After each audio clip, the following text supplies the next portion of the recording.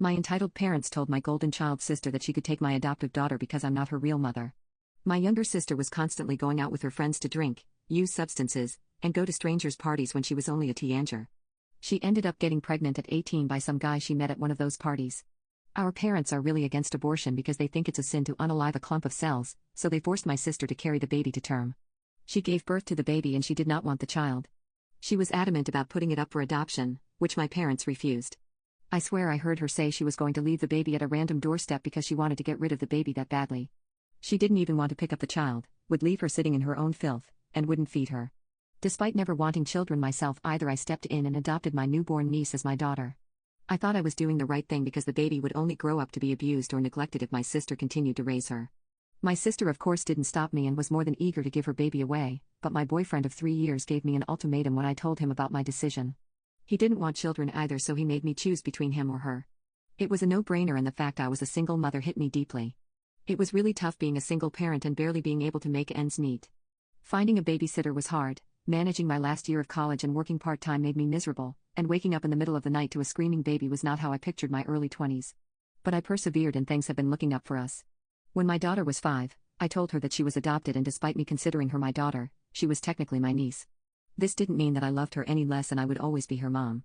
She took the news really well and it never felt like anything was missing. Just a year later, my sister stopped her wild ways and wanted to have access to her. I allowed it but stressed she would just be an aunt to her. It wasn't with any malicious intent, I just didn't think she deserved to be considered a mom when she didn't even want her in the first place. Even though she accepted it, it's clear she struggled with the concept and sometimes acted more like a mother, which I always squashed quickly. Now, my daughter is 8 and I've been offered a job in a different country. The pay is almost double my current salary and the company is helping us find a home, putting my daughter in an international school and after-school care. I would be a fool not to take the promotion, and I told my parents to celebrate the wonderful news. But they weren't happy with it at all. They had a meltdown about how I can't do this, it's cruel to take my daughter away from her family, and it's not fair to my sister.